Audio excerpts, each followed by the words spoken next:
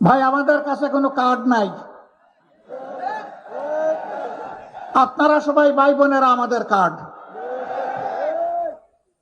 ওই টেকনাফের উন্নয়ন জোয়ার আর আসতে পারে না তেতুলিয়া পর্যন্ত। ওরা জনগণের প্রতি 5 বছরে একবার দরদের হান্ডিতে জাল দেয় আর এটা উতলাইয়া উঠে।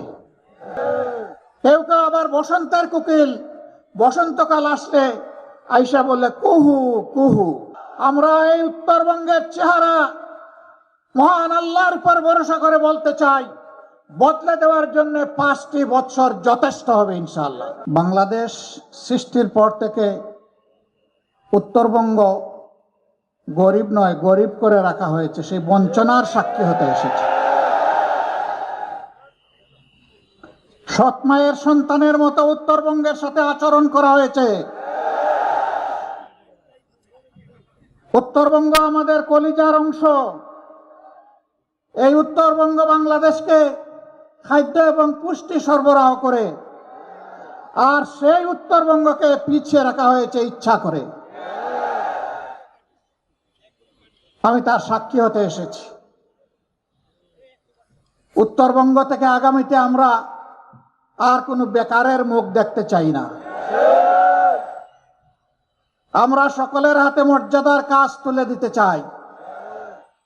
আমাদের প্রত্যেকটা যুবক যুবতী, প্রত্যেকটা নাগরিককে আমরা দেশ গড়ার কারিগর হিসাবে তৈরি করতে চাই। গোটা উত্তরবঙ্গকে কৃষিভিত্তিক শিল্পের রাজধানী বানাতে চাই। বন্ধ চিনি কল খুলে দিতে চাই। শ্রমিকদেরকে কর্মক্ষেত্রে আমরা ফিরিয়ে নিতে চাই। ভাই আমাদের কাছে কোনো কার্ড নাই।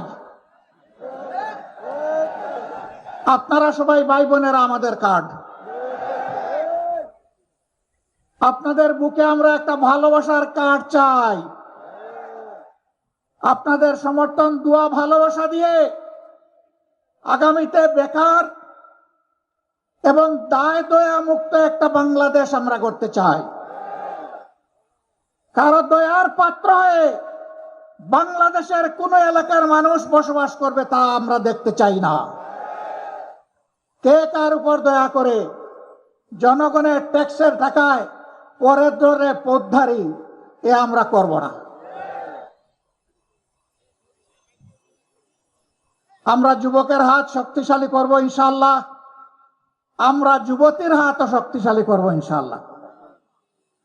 পরিবার যেমন নারী পুরুষের সমন্বয়ে গড়ে উঠে সমাজের সবচেয়ে ক্ষুদ্র এবং সমাজের ভিত্তি হিসাবে পরিবার যেমন গড়ে উঠে, আমরা নারী পুরুষ মিলে বাংলাদেশকেও গড়ে তুলব ইনশাআল্লাহ। মানুষ আওয়াজ দেয় টেকনাফ থেকে তেতুলিয়া। ওই টেকনাফের উন্নয়ন জোয়ার আর আসতে পারে না তেতুলিয়া পর্যন্ত। আমরা এটা উল্টায় দেবো ইনশাআল্লাহ। বলবো তেতুলিয়া থেকে টেকনাফ। এতদিন টেকনাফ থেকে তেতুলিয়া হয়েছে, এখন ব্যালেন্স হওয়া দরকার। এখন হবে তেতুলিয়া থেকে টেকনাফ। রেইনবো অলরাউন্ডার এক্সটেরিয়র পে বাড়ির বাহিরের দেয়ালের সুরক্ষা নিয়ে থাকুন নিশ্চিন্ত।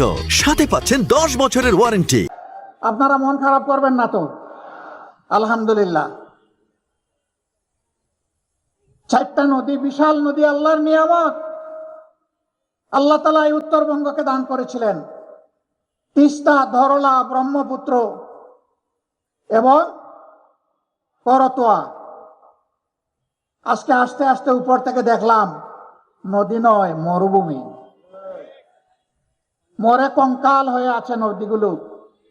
শরীরের ভিতরে যেমন রক্তের নালী, রক্তকে এক জায়গা থেকে আরেক জায়গায় পৌঁছায় দেয়, আর তাই আমরা বাঁচি।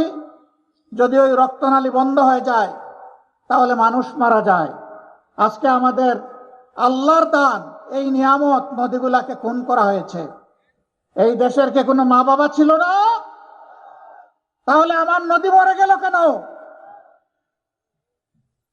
ওরা জনগণের প্রতি 5 বছরে একবার দরদের হান্ডিতে জাল দেয় আর এটা উতলাইয়া উঠে। বাকি 4.5 বছর ওদেরকে আর হারিকেন জ্বালাইয়া খুঁজে পাওয়া যায় না। কেউ কেউ আবার বসন্তের কোকিল, বসন্তকাল আসলে আইসা বলে কুহু কুহু। এরপরে এদেরকে আর খুঁজে পাওয়া যায় না। উড়ে আসে, জুড়ে বসে মানুষের সাথে, তৃণমূলের সাথে, গরিব দুঃখীদের সাথে এদের কোনো সম্পর্ক নাই। আমরা এই রাজনীতিকে ঘৃণা করি। আমরা ছিলাম, আমরা আছি, আমরা থাকবো ইনশাআল্লাহ। দেশবাসীকে ফেলে চরম দুঃখ বিপদের সময়ও কোথাও আমরা যাইনি। আগামীতে প্রিয় দেশবাসী, আপনাদেরকে ফেলে আমরা যাব না। জীবনে মরণে একসাথে লড়াই করব ইনশাআল্লাহ। প্রিয় বাংলাদেশকে গর্বের বাংলাদেশ হিসাবে আমরা গড়ে তুলব। আপনারা দোয়া করবেন।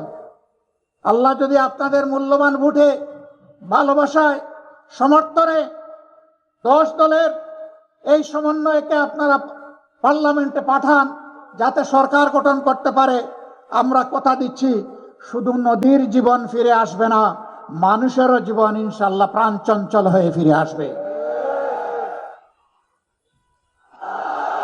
আমরা এই উত্তরবঙ্গের চেহারা মহান আল্লাহর উপর ভরসা করে বলতে চাই, বদলে দেওয়ার জন্য 5টি বছর যথেষ্ট।